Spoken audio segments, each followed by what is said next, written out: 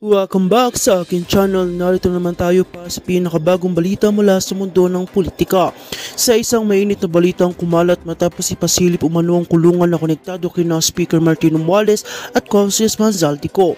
Ayon sa mga ulat, isinagawa ang inspeksyon bilang bahagi ng musising investigasyon kaugnay sa mga isyong may kinalaman sa katiwalian at nawawalang pondo ng pamahalaan. Maraming mamamayan na nabigla at biglang hakbang na ito at agad nagsimula mga tanong kung anong tunay na dahilan sa likod ng pagpapasilip. Ayon sa mga opisyalis na investigasyon, layunin ng inspeksyon masigurong katotohanan sa mga ulat na may mga special treatment umano sa kulungan na maaaring konektado sa ilang mataas na opisyalis ng gobyerno. Sa gitna ng mga aligasyon ni giniit ni Romualdez Zaldico na wala silang kinalaman sa anumang katiwalian at handa silang makipagtulungan sa mga otoridad. Dagdag pa nila, bukas sila sa anumang investigasyon upang patunayan kanilang pagiging malinis sa serbisyong publiko.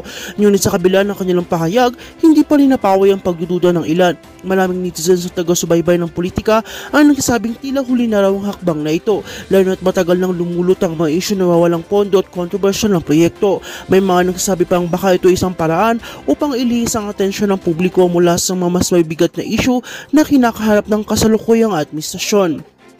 Habang nagpapatuloy ang investigasyon, nananawagan ng mga mamamayan na ganap na transparency at justisya. Ayon sa kanila, kung tunay nga na walang tinatago si Romualdez Zaldico, dapat silang managot sa batas kung mapatunayang may kasalanan at purihin kung mapatunayang inosente. Sa ngayon, manatiling mainit ang sitwasyon at inaabangan ng publiko ang magiging resulta ng pagsusuri na pinapakita ang kulungan. At yan ang pinakamainit na balita mula sa mundo ni Madam Chika. Huwag kalimutang mag-like, share and subscribe para lagi kang updated sa mga maiinit na balita mula sa mundo ng politika. At para naman po sa mga commenters and viewers natin dyan, maraming salamat sa walang sawang pagsuporta.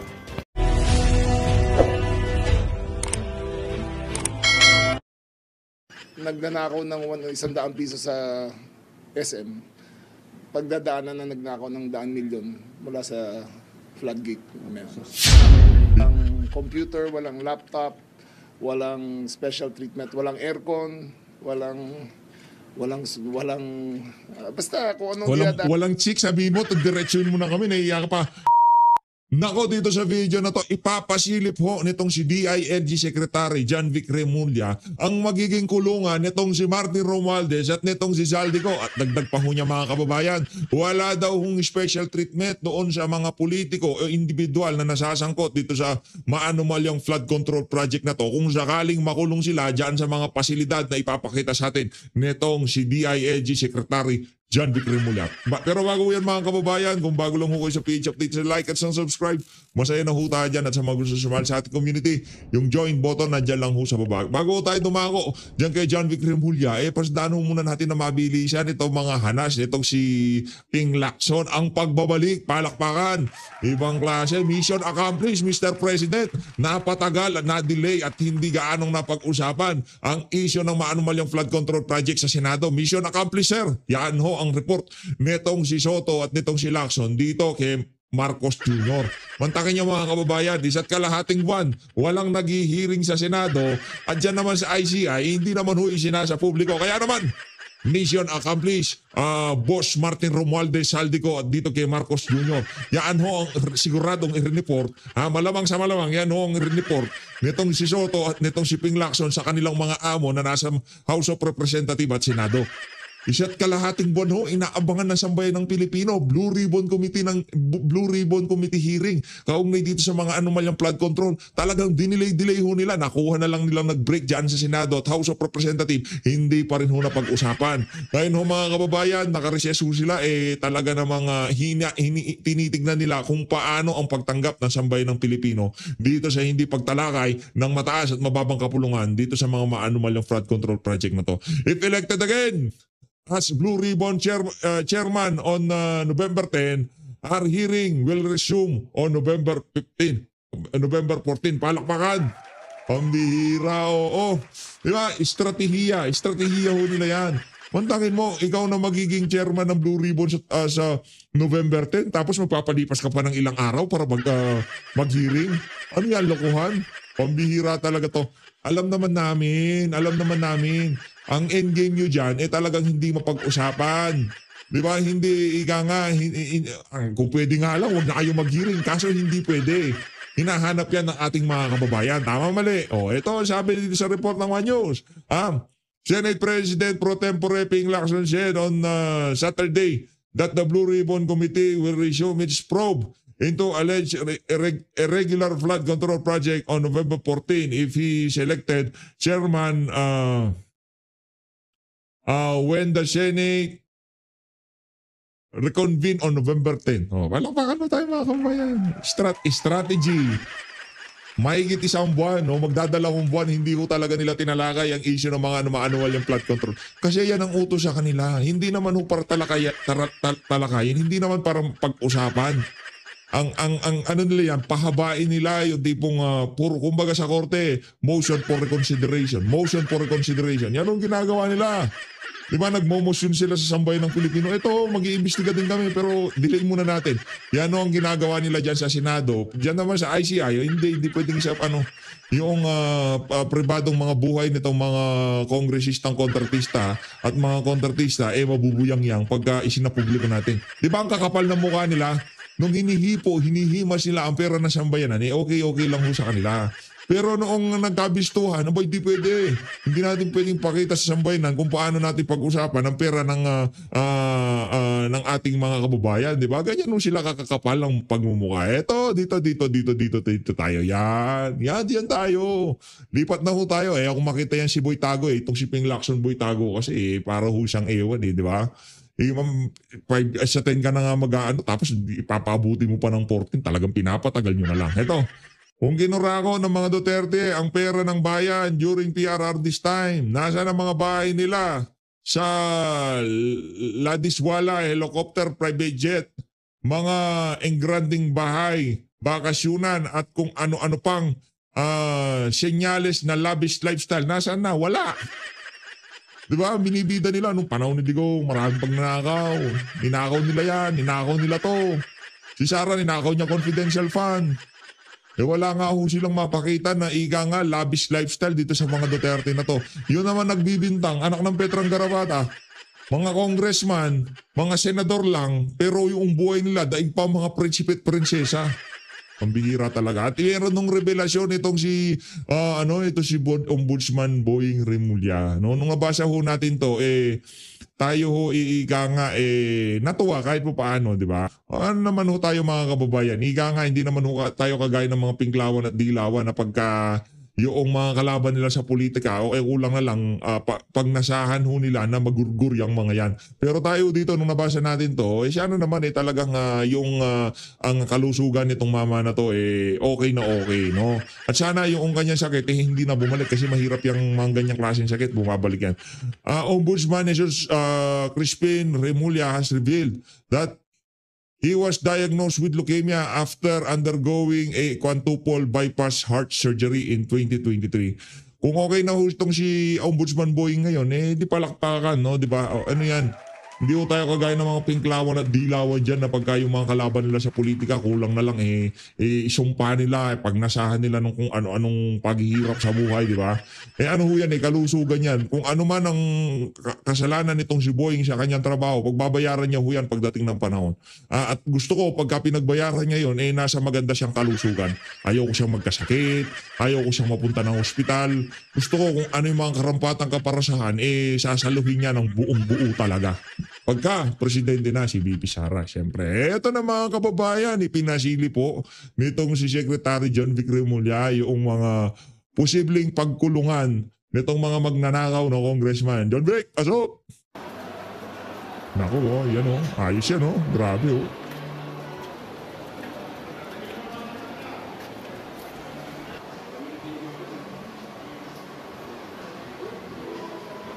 Grabe, Pasay City Jail yan. Hindi nyo nakikita, no? Kasi, nakikita nyo na yan grabe naman yan. Bakit po kayo nagpunta dito sa Pasay?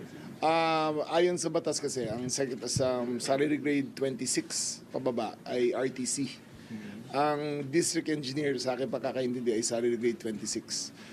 Pwede naman silang i-charge sa Pasay, pwede sila i-charge sa Mindoro, pwede sa Bulacan, depende kung saan nangyari. Pero sa aking palagay lang, ay dito sa Metro Manila para ma-cover ng media kung ano nangyayari at makita ng tao. So kung dito sila, inahanda na namin tong Pasay City Jail para sa mga accused. Diyan. Bakit po sa Pasay, Sec, mas konti para mga nakakulong? Hindi naman, actually, it was built for 100 pero ang laman niya 960. Pero ang maximum nalagay dito is 1,200. Pero this is a possible venue kung saan mangyayari. At kung dito ilagay yung trial nila, ay dito sila ikukulong sa regular jail. Yan. Ano po yung so far, yung nag-ikot po kayo sa taas, ano po yung mga nakita po? Okay naman, well, masikip. Pero tinanong ko yung warden, yung incidence of violence, mababa naman. Ang incidence of disease, mababa naman. So, mainit lang. Ayun naman pala ang napakagandang balita niyan para dito kay Martin Romualdez at dito kay Zaldico. Mababa naman pala yung violence diyan mababa pati yung yung mga sakit-sakit. Ayos. Dapat diyan sila ikulong kung sakaling mapatunayan na meron silang pananagutan dito sa mga maanumalyang flood control project na to. Tsaka masikip talaga, kaya tiis-tiis tayo dun. Tiis-tiis. Yan. Tiis pogi yan. Grade 26, saan sila sir pwedeng Ang Sandigan na magde-decide nun, ang in-offer namin payatas, Quezon City Jail. May iba po ba kino-consider na city jail aside sa Pasay? Ang Manila City Jail kasi is under Bucor, hindi sa amin yun So either Pasay, kung sa Manila ang Bucor, ang DOJ ang magde-decide. Kung Pasay, kami nang mag-offer ng space. Sec, may timeline na ba kung kailan meron? Yung ombudsman siguro tanong nyo dyan, sila ang nakakaalam. Ang trabaho ko lang dito ay maghanda ng lugar para Yan. walang magugulat. At nilagay ko na yung strict guidelines No special treatment kahit kanino. Walang Yan. special treatment tayo. Nako, Kung sino sa regular na mga cell lang? Regular cell, walang cellphone. excited na ako dyan. Walang special treatment Pag nandiyan na si Martin Romualdez, walang special treatment sa kanya. Pag nandiyan na si Zaldico, yung si Stella Kimbo, yung si Grace po, walang special treatment Lahat ng magnanakaw sa pamahalaan kung sakaling mapatunayan. Hindi natin sinasabing di ba? Pag napatunayan, nakakulong sila dyan, walang special treatment. Kung ano yung ginagawa nila sa mga ordinaryong inmate, dapat ganun din. At kung sakaling magkasakit-sakit na, pulmonya na sila dyan, walang hospital arrest Walang nga kayo, huwag kayong mag-hospital arrest dyan. Walang computer, walang laptop, walang special treatment, walang aircon, walang basta kung anong Walang chick, sabihin mo, diretsuin mo na kami, naiiyak ka pa. Walang mga sexing babaeng pinapapunta dyan kagaya sa House of Representative, di ba? Walang ganon. Di, bisita nila yun. Mga magagandang babaeng pinapapasok nila sa mga opisina, bisita nila yun Diba? Pagka nakakulong na sila dyan, wala na rin ganon. Wala nang chainsaw Nagnanakaw ng 100 piso sa SM. Pagdadaanan na nagnakaw ng 100 milyon mula sa floodgate. So kasama nila yung Yan, sinasabi ko. Kung anong pinagdadaanan nung nagnakaw ng 100 piso sa SM, yun din ang pagdadaanan nung nagnakaw ng 100 bilyon sa pondo ng sambayanan. Ako, sa tingin ko, John Vic hindi gusto ni Marcos Jr. yung tono mo na yan. Baka pag nakita kayo, sasabihin niya, parang di mo alam yung pinagsasabi mo. ibang mga... Nakailan po ba yung kasama nila doon sa isang... Siguro 100 to a room. Wow! 50 to 100 to a room. Wow, ayos. Yung pero ako bibigyan ko naman ng yung si Boeing Raymond, yan si Martin Romualdez. Bibigyan naman natin ng liwe yan. Siyempre medyo malaking tao kahit na medyo pumayat na siya ngayon. Yung isang kama, dahil naging speaker yan, sige na, dapat pantay-pantay lang, baka gulpin siya dyan sa loob, no? Pagka, di ba, kinuha niya yung dalawang higaan. Di pwede yun. More than 13 po yung... 13. So almost 100 to a room sila. Sec, bukod dito sa Metro Manila, may tinitingnan pa rin kayo sa ibang lugar? Tingin ko kasi dapat ang trial dito sa Manila Dapat makover ng media yan. Hindi pwedeng hindi dito Dapat dito parang coverage at yung tao magagalit kung hindi dito Dapat makita nila nangyayari lahat Ito po ba yung first na binisita niyong City Jail? Or- Hindi, yung Quezon City ang nauna ko. Oo. Basta ang main message namin dito, kailangan handa na kami lahat kung ano man mangyari. Hindi magugulat ng DILG sa kung may hindi conviction, indictment pa lang to. Indictment pa lang kayo. Ang conviction kasi sa maximum security na sila ilalagay. Sige. Thank you, Secretary. Ayan na nga mga kababayan, dito sa bahagi ng video natin na to. Naku, itong si Jing Paras, at itong si Ado Pagninawan, at itong si Eli Saludar, meron ho silang na-discover. Ano na naman na-discover nila na yan? Sabay-sabay ho nating malalaman. Ito ho ang video nila mga kababayan. Tayo ay nasa iparas kay paras. Nako, iparas At kay ito Paras yan. ang lingkod, Paglinawan, nagbubugan ng pagbati para sa aking kaibigan na si Eli Saludal Ay, magandang araw po sa ating lahat. at sa ating sekretary. Ang lupit talaga ng boses. Ito, pinakamagandang boses sa kanila yan, si Sir Eli Saludar. Malupit yung boses, malupit. Magandang hapon po. Ito, medyo cute ang boses nito. Parang Tweety Bird yung boses. Kababayan muli. Ito na naman, lalo na po yung mga ating mga kababayan, mga mahal nating mga kaibigan, mga kamag-anak na nakatira sa mga far-flung provinces. Na siyempre, taon-taon, may mga anak silang lumalaki na at papasok na sa eskwela. Can you imagine pare, one classroom, 50, 60 katao, 60 kabata ang because there is lack of classrooms. Parang For the sa- year 2025, there were 1,700 classrooms slated to be built and delivered before the end of the year. Tsaka may budget yun, Sek, ha? Oh. Kasi pasok yun sa 2025 budget. Yes, pasok sa 2025 budget. Pero look, what's going on? Mabuti na lang na nabanggit ni, si Gatchalian, ano? Hindi, si Bam Aquino. Si Bam Aquino. Yun With due sa respect. committee niya. Si Bam Aquino, sa committee niya on education, Basic education.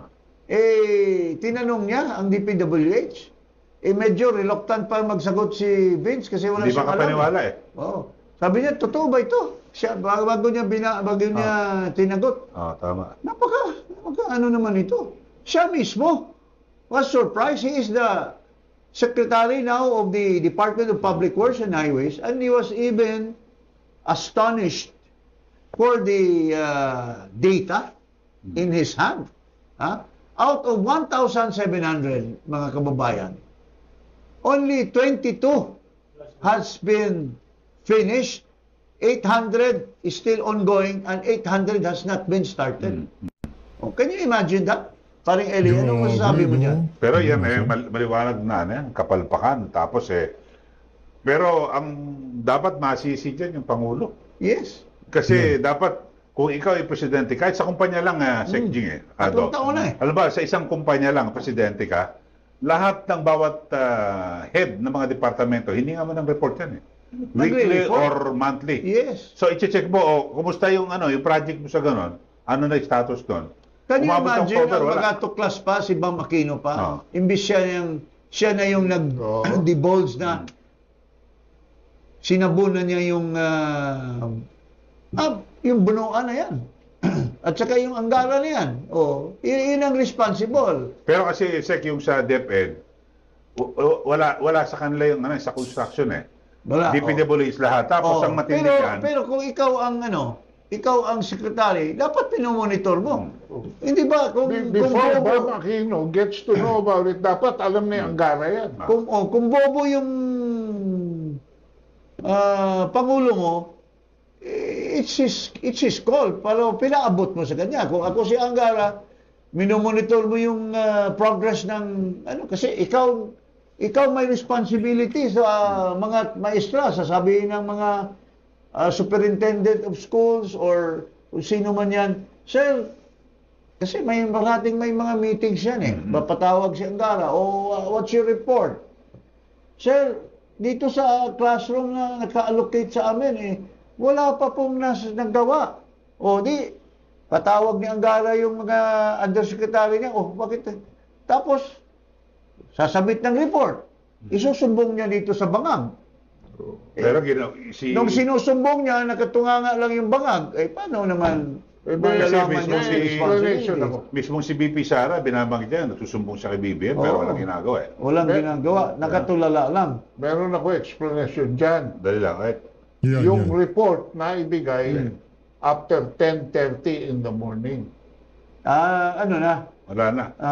Amoy alak na. Amoy alak na. Naglalasing na. By 10:30, amoy alak na. Oo, amoy alak na yan. So after 10:30 siguro, kung mayroong report na naibigay. Pero dito wala ba parang nagutan yung dating secretary?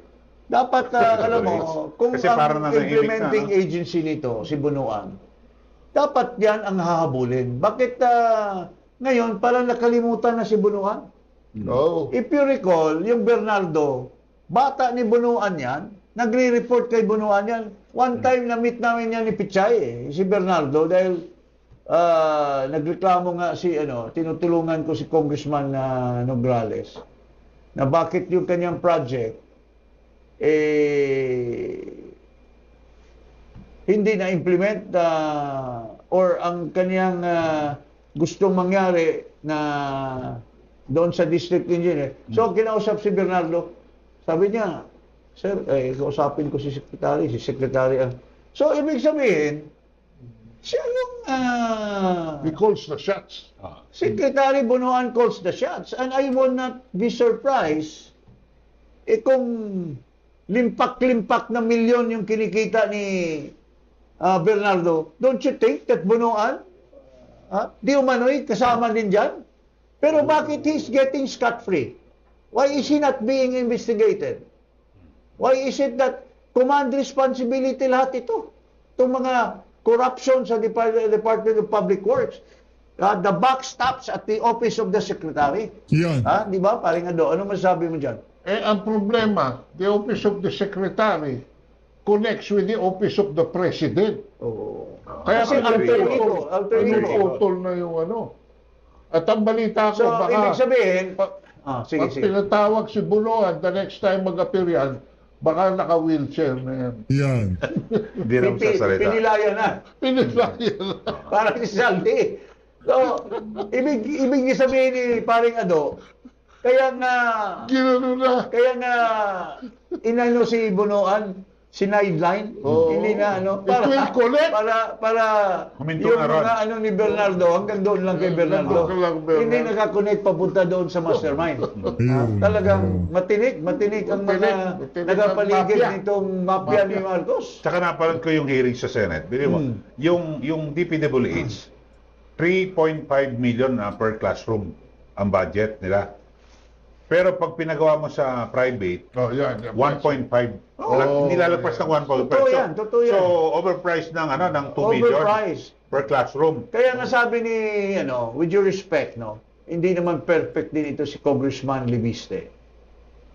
Hindi naman din perfect yung nanay niya.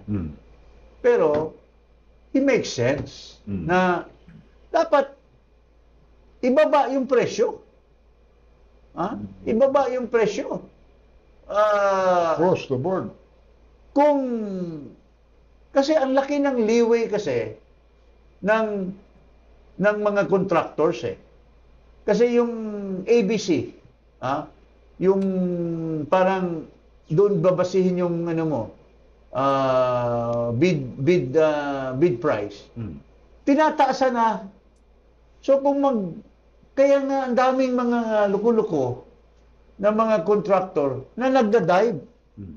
They can even go as much as 50% of the ABC.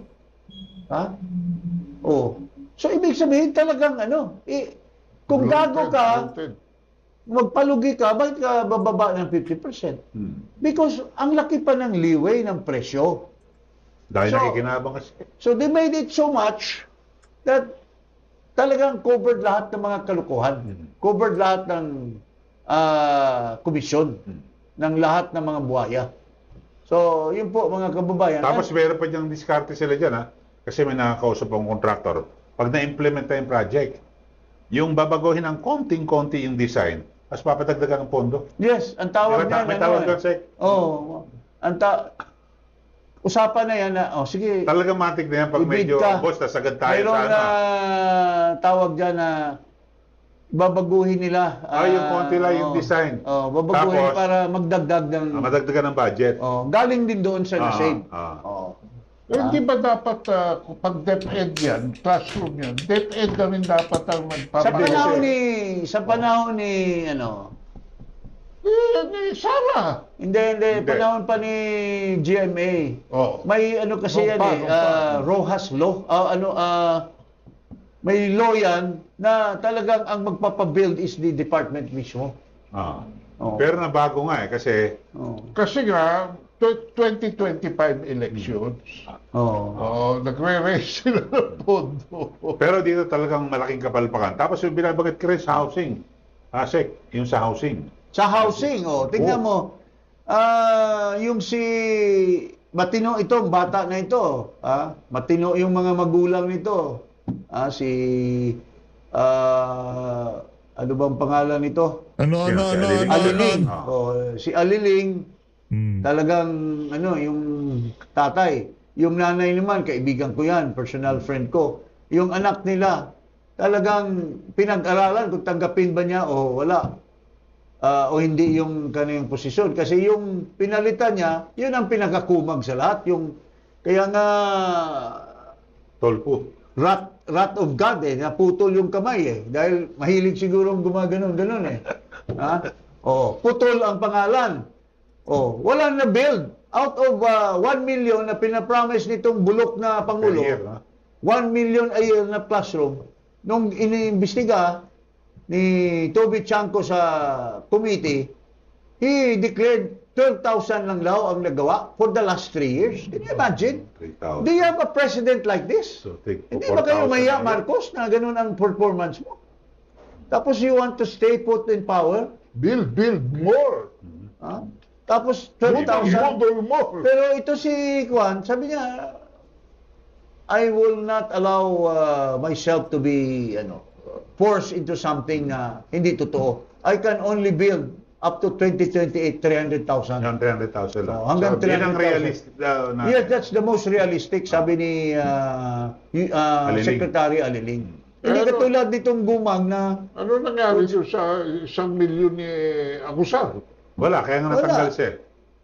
Kasi inilipat ata sa Pasig River Rehabilitation, di ba? Dapat ilunod na yan doon. Imposible yung 1 milyon kada isang taon na pabahay. Realistic pa tingin ko Kahit nga yung 50,000, mahirap-hirap po yun. Totoo lang, 50,000. Mahirap po yun. Kung siguro wala na tayong problema sa education, wala tayong problema sa ibang infrastructure, kung problema na lang talaga natin yung pabahay, siguro realistic yung 100,000 per year. Yung matino hindi yung dadaling sa bukid yung isang komunidad, babakalasin nila dito, lalagay nila, magagawa sila ng pabahay, ililipat nila. Kasi yan kung meron kang patitirahin sa mga gagawin na yan, ibig sabihin meron kang huhugutin kung saan man, di ba? Kung gagawa ka lang ng pabahay sa isang lugar, nilalayo mo sila sa mga komunidad na kung saan kinalaksan nila, nandun na hanap buhay nila, hindi rin magtatagumpay yung mga ganong klaseng pabahay. Kung pagmamalaki nila yung magkakaroon tayo ng pabahay, 1 million kada taon, siya isang napakalayong sitio, napakalayong nayon, napakalayong kabukiran, hindi rin wala rin hong kwenta yon. Dapat pagka nagtayo ka ng pabahay, yung matinong pabahay, yung merong paaralan, merong simbahan, meron na lahat talagang magpa-function siya bilang isang maliit na komunidad. Hindi na kailangan lumayo para bumili ng ganito ganyan. Mahirap po yung mga kababayan. Hindi po yun yung 1 milyon kada taon kasi napakalaking kabalbalan. Yun nga 100,000 na pabahay sa loob ng isang taon hindi nga tayo sa tingin natin parang kung wala tayong problema sa ibang aspeto ng pamahalaan, corruption, wala tayong problema sa ganyan. Posible siguro kung yung buong gobyerno isang taon yun lang tatrabahuin nila. 100,000 100,000 lang ho yun, hindi 1 milyon. 100,000 pa lang yun. Wala na tayong problema sa edukasyon, wala tayong problema sa karsada, infrastruktura, o kung ano pa man. Wala tayong problema sa ating bansa. Yung mga siguro, mga natural calamities lang dumadaan. Yun lang siguro, no? Yung mga lindol, mga bagyo, yun siguro, mga problema natin yun. Pero, overall, yun lang ang kakaharapin natin. Walang threat ng mga masasamang elemento, wala tayong problema sa droga. Yung 100,000 pabahay sa loob ng 100 taon, sa tingin mo natin, malabo po mangyari yun. Malabo pa. Yung 50,000 siguro ngayong mga panahon na to, medyo nalalabuan pa rin ho tayo eh. Kung di kalidad na komunidad ang kanilang gustong itayo, hindi lang yung para lang makapagsabi ka na okay, nagpatayo kami ng 1,000 pabahay dito sa isang lugar na to. Tapos yung mga pabahay na makikita mo na doon sa bukid, na napakalayo bago ka makapunta sa palengke, sa eskwelahan, uubos ka ng 30 minuto, 1 oras, gano'n. Hindi ho pabahay ang tawag doon. Ang tawag doon ay gumawa na naman ng pagkakakitaan yung mga walang iya sa pamahalaan. Okay, pero dito naman tayo sa sa Senate Blue Ribbon Committee at mukhang may drama pa diyan eh. Oo. Noong una nag-resign, Mga bakla yata itong dalawa. walang gustong tumanggap. Oo. 'Di ba? Lahat Type inaayawan. yata ni Ping si Soto, type ni Soto si Ping eh. Ha? Si Pinky. Oh. Ha? Pinky. Oh, anong storya dito sa dalawa? Babalik tara ulit na pagiging chairman itong Dami si pang kaartihan Senator nitong si Ping Pinky. Ano naman mukha mong babalik? Wala ka nga nagawa. Dinivert mo nga hindi mo nga pinurso yung testimony ni Gutesa eh. Hindi mo nga pinurso yung mga, can you imagine, ang iniimbestiga lang ni Ping Lacson during his time, yung mga diskaya lang, at saka yung Robert, saka yung Bryce. Ang daming pera na nalustay doon sa mga ibang contractors. There were 15 contractors identified. Hindi mo pinatawag yung Gardiola. Hindi mo pinatawag yung Momo. Hindi mo pinatawag yung Sunwest. At saka mga iba pa. So, anong mukha mo, Ping Lacson, na babalik dyan? Ha? Oh, para naman pagtakpan mo yung mastermind. Oh. Tapos, itong si Soto, anong sabi ni Marcoleta? Sabi daw ni Soto, nilapitan, tinext daw siya ni Cabral. Dapat siguro busisiin yung sagot ni Soto doon kay Cabral. Kung sabi ni Cabral, Senate President, mayroon tayo dito. Ay, huwag ka munang maingay. Diyan ka lang. Mainit pa. Gusto nating makita yon. At saka, this is nothing new. Kagabi, sagot, I watched with some friends. Ito, may-ari ng big shot ito, may-ari ng isang pinakamalaking radio station. I think number 1 ito, number 2 yung stasyonan na yan. Sinabi sa akin, pare, ito palang Gardiola, di umano kagano ni Soto. Ito yung Kahut-hutan ba ng dila yan, ganon? Kahut-hutan ba ng dila yang ni Soto yan si Gardiola? body ni Soto. Itong si Edwin Gardiola. Congressman. Dapat i-disclose mo yung friendship mo kay Gardiola. One of the big six yan. Para hindi natin masabi na pinoprotektahan mo si Gardiola dyan sa Senado, Soto. Ha? So dito, ano ba mangyayari sa Blue Ribbon? Kaya tapos dinadamay pa nila yung minority. Kasi usapin ng majority yan eh. Bakit Di ba? naman bakit makikilang minority dyan eh? Wala naman silang... Bahala naman. Yung majority salpukan yan sila. Pero anyway, paano naman tayo magkaroon din ng chairman ng Committee on the Blue Ribbon? Kung ang salin naman niya, kaduda-duda. May question. May question. From 58 million, 200 million, tapos negosyo lang daw. Dapat naman, i-disclose niya kung anong negosyo yan at makita naman ng BIR kung talaga bang kumikita yung negosyo na yan, di ba? Baka ito yung negosyo na... Smuggling ng simento? Semento. Baka yun. Malaki yun. Pero may ganyan pa sekta, no? Sa loob ng 3 taon, kikita ka Mga bastos! ng 200 million again. Okay, kung yung negosyo mo is hausaw, kita ka talaga. Ito kasi marami nagtatanong. Kung mag-declare ka ng salin, ipakita mo kung how did you acquire this, Ito, nakalagay mo. Mula 58 million, tumaas ng 244 million yung yaman ni Ping Lacson. Wow. Eh sabi niya, nagnegosyo raw siya sa loob ng 3 taon kasi wala sa Senado. May mga partners daw siya. Oo. Eh yung kung partners mo, mga hudlom, anong klase negosyo mayroon ka? So, pero parang masyadong ano, no? Oo. Pero kung 200 Masyadong plus, fantastic. magkano puhunan mo? Kaya nga. Saka kung ano negosyo. Yung sinasabi mo, Sek, magkano binayad na buwis? O, Sa eh, BIR, siyempre, kung nagnegosyo ka, automatically, you have to file your income tax return. O, tapos, pakita mo kung magkanong VAT na binayaran mo every quarter. Ganun ang negosyo eh. O, Pero masyado naman siya anak ng Diyos. Eh mula nung umupo si Marcos, pabagsak lahat ng negosyo. Siya pala pa ganun. Di ba? Eh, may mga negosyo naman na ano, walang pakialam sa ibang ano. baka yung negosyo niya, yung nagsusupply doon sa secretary na pervert, na tatlong babae ang kinakama. Yeah, Mayroong grabe naman. secretary dyan na nagsumbong sa akin yung isang babae, tatlo daw. Grabe. Ano naman siya, yung big boy. Matindi ang appetite, ha? Hindi yan, ah. Kinakalampag na sabay-sabay, pervert. Hindi ko na lang sabihin, pero kilala ko ito, kaibigan ko rin ito. So, ganun ang buhay natin. Pero ngayon, Sek, ang napansin lang sa Blue Ribbon Committee, ng chairman si Senator Ping Lacson, yung, alam ba, sa umaga, di ba may witness or source person? Tapos, pagsasalita sandali, tapos kukunin, dadalhin ng DOJ Oo. sa NBI. Tapos ibabalik, Para meron ng supplemental affidavit tatabihan na. ng Ano ibig sabihin DOJ secretary na, pare, ayusin yung script. ayusin mo yan, Pero ngayon ang tagal ko rin na-cover niyan sa Senate.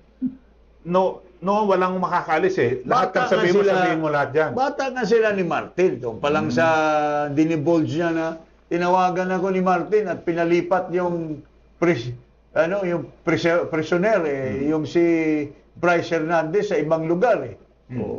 Pero ngayon, ang binabago naman ngayon, nililito nila tao Kesyo, inire-ready na raw yung magiging kulungan ng mga dito sa flood control. Wala pa nga nakakasuhan eh. 60 to 80 days daw mayroon ng finding. Wala pang charges eh. At saka hindi raw makapagpadala ng sabina kay Saldico. Dahil hindi raw alam Makuha yung address. ang address. Grabe naman.